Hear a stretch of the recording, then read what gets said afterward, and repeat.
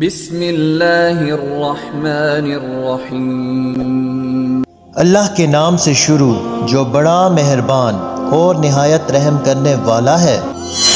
پیارے ناظرین، عربوں کے وہ مشہور بت جو کہ صفا و مروہ کی پہاڑیوں پر پوجے جاتے تھے، یہ وہ مشہور بت تھے جنہیں لوگوں نے اپنے ہاتھوں سے نہیں تراشا تھا، بلکہ یہ جیگتے جاگتے حقیقی انسان تھے۔ انہوں نے خانہ کعبہ کے اندر ایسا کیا جرم کیا تھا کہ جس کی وجہ سے اللہ تعالیٰ نے انہیں ایسا دردناک عذاب دیا جو آنے والوں کے لیے عبرت کا نشان بن گیا۔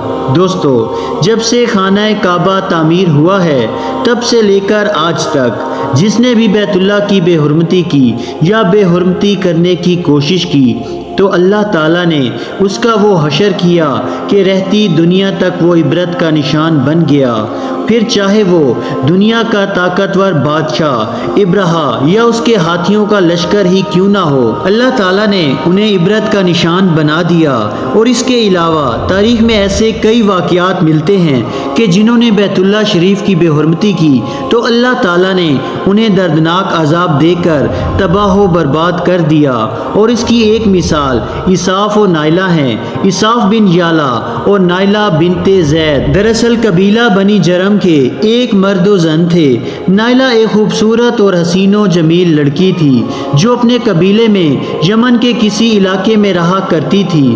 یہ خوبصورت حسینہ قبیلہ بنی جرم میں اپنے حسن و جمال کی نمائش کیا کرتی تھی۔ وہ فحش لباس پہن کر گھر سے جب نکلتی تو قبیلے کے نوجوان اس کے پیچھے پیچھے چلا کرتے تھے۔ ہر کوئی اس سے تعلقات کا خواہش مند رہتا تھا اور انہی لوگوں میں قبیلے کے سردار کا بیٹا بھی شامل تھا جس کا نام اساف بن یالا تھا۔ اساف اور نائلہ آپس میں محبت کر بیٹھے اور یہ محبت بہت ہی جلد خباثت میں بدل گئی۔ انہوں نے آپس میں ناجائز تعلقات قائم کر لیے اور موقع ملتے ہی دونوں زنا میں مشغول ہو جاتے تھے۔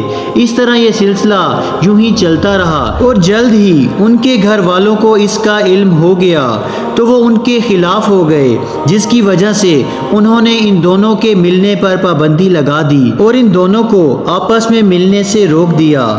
پھر کچھ دنوں کے بعد بنی جرم کے قبیلے سے حج کے لیے ایک قافلہ روانہ ہوا تو یہ دونوں بھی قافلے کے ہمراہ ساتھ چل دیے۔ قافلہ جب مکہ مکرمہ پہنچا، یہ دونوں بھی قافلے کے ہمراہ مکہ مکرمہ پہنچ گئے اور یہ حج کے ایام تھے اور یہ انہی دنوں کا واقعہ ہے کہ جب کعبہ شریف میں لوگوں کی تعداد بہت ہی کم تھی اور آس پاس کوئی بھی موجود نہ تھا، لہٰذا شیطان نے ان کے دلوں میں وسوسہ ڈالنا شروع کر دیا اور ان کو بہکانے لگا۔ وہ دونوں خانہ کعبہ میں داخل ہو گئے اور اس تنہائی کے عالم میں زنا کرنے لگے۔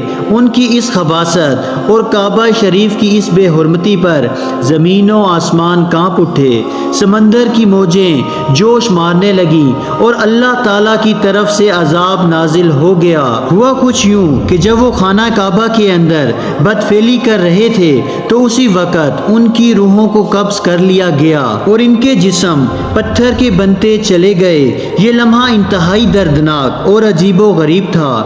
دو زندہ انسان عذاب الہی کے تحت اب پتھر بن چکے تھے۔ کچھ دیر کے بعد جب بنی جرم کے لوگ خانہ کعبہ کے قریب آئے اور انہوں نے بیت اللہ شریف کا دروازہ کھولا تو دیکھا کہ دونوں بدبخت برہنہ حالت میں پتھر بنے کھڑے تھے۔ وہ سمجھ گئے کہ یہ خبیث اللہ تعالیٰ کے مقدس گھر میں کس جرم کا ارتکاب کر رہے تھے۔ لوگوں نے دونوں کے مجسموں کو اٹھایا اور باہر لا کر زمین میں گاڑ کر انہیں کھڑا کر دیا تاکہ یہ لوگوں کے لیے عبرت کا نشان بنا رہے۔ کچھ دن گزرنے کے بعد مکہ کے لوگوں نے اساف کے بت کو اٹھا کر کوہ صفا کے مقام پر رکھ دیا اور نائلہ کے بت کو اٹھا کر کوہ مروہ کے مقام پر رکھ دیا۔ صفا و مروہ دراصل دو پہاڑیاں ہیں جو خانہ کعبہ کے بالکل قریب ہی ہیں اور یہی وہ دو پہاڑیاں ہیں جن پر چڑھ کر اور چکر لگا کر بی بی ہاجرہ علیہ السلام نے اس وقت پانی کی تلاش کی تھی جب حضرت اسماعیل علیہ السلام شیر خوار بچے تھے اور پیاس کی شدت کی وجہ سے وہ بے قرار ہو گئے تھے۔ اس لیے زمانہ قدیم سے ہی یہ دونوں پہاڑیاں بہت ہی مقدس مانی جاتی تھیں اور حاجی ان پر چڑھ کر بڑے احترام اور جذبہ عقیدت کے ساتھ طواف کیا کرتے تھے۔ جب عیساف اور نائلہ کے بت کو صفا و مروہ پر رکھا گیا تو ان کی سزا یہ تجویز کی گئی کہ جو شخص بھی صفا و مروہ پر جائے وہ ان دونوں بتوں کو ایک ایک جوتا مارے۔ یہ 2 نسلوں تک یہی عمل چلتا رہا اور پھر وقت گزرنے کے ساتھ ساتھ لوگوں نے ان کو جوتے مارنے کی بجائے تھپڑ مارنا شروع کر دیے اور کچھ ہی نسلوں کے بعد انہیں صرف ہاتھ لگایا جانے لگا۔ اور پھر وقت گزرنے کے ساتھ ساتھ لوگوں نے ان سے عبرت حاصل کرنے کی بجائے ان کی تعظیم کرنا شروع کر دی۔ اور پھر ایک وقت ایسا بھی آیا جب عربوں نے جاہلیت کی بنا پر ان کو محبت کی علامت قرار دے دیا اور قبیلوں میں ان دونوں کے عشق کی داستانوں کو فخر سے بیان کیا جانے لگا۔ پھر آہستہ آہستہ یہ محبت کی دیوی اور دیوتا قرار پائے۔ 5ویں صدی تک عیساف اور نائلہ کے اس بت کو عربوں کے بڑے بتوں میں شمار کیا جانے لگا جن کے آگے لوگ سجدہ کیا کرتے تھے اور قربانی کے چڑھاوے بھی چڑھاتے تھے۔ حضرت زید بن حارث رضی اللہ تعالیٰ عنہ بیان کرتے ہیں کہ زمانہ جاہلیت میں جب مشرکین مکہ بیت اللہ کا طواف کرتے تھے تو عیساف و نائلہ کے ان بتوں کو چھوتے تھے۔ آپ بیان کرتے ہیں کہ میں ایک دفعہ رسول اللہ صلی اللہ علیہ وآلہ وسلم کے ساتھ بیت اللہ کا طواف کر رہا تھا، لہٰذا جب میں ان بتوں کے پاس سے گزرا تو ان کو چھوا۔ اس پر آپ صلی اللہ علیہ وآلہ وسلم نے مجھے ان کو چھونے سے منع فرمایا۔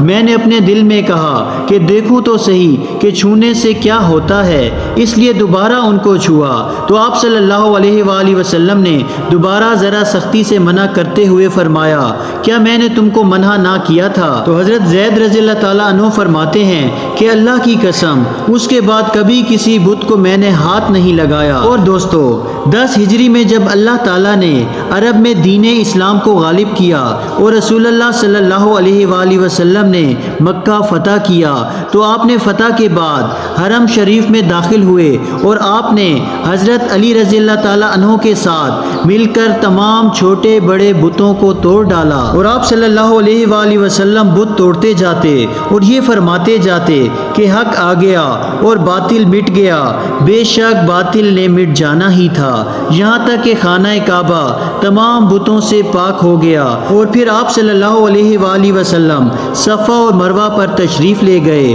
اور عیساف و نائلہ کے ان بتوں کو بھی اپنے مقدس ہاتھوں سے توڑ ڈالا۔ پیارے دوستو، ہم نے دیکھا کہ عیساف و نائلہ کے ان بتوں کو لوگوں نے بطور عبرت صفا و مروہ پر رکھا تھا، لیکن شیطان مردود نے انہیں بہکا دیا اور وہ ان کی پوجا کرنے لگے۔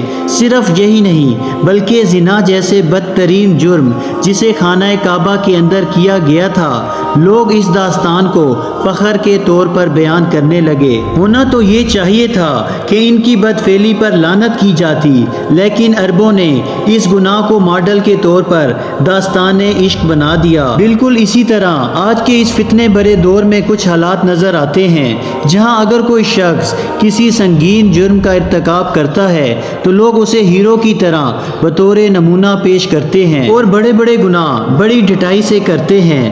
اللہ تعالیٰ سے دعا ہے کہ اللہ تعالیٰ ہمیں ہر قسم کی برائی اور فتنوں سے محفوظ رکھے اور نیک اعمال کرنے کی توفیق عطا فرمائے۔ اسی طرح کی مزید معلوماتی اور اسلامی ویڈیو دیکھنے کے لیے ہمارے اس اسلامی چینل کو سبسکرائب ضرور کریں۔ جزاک اللہ۔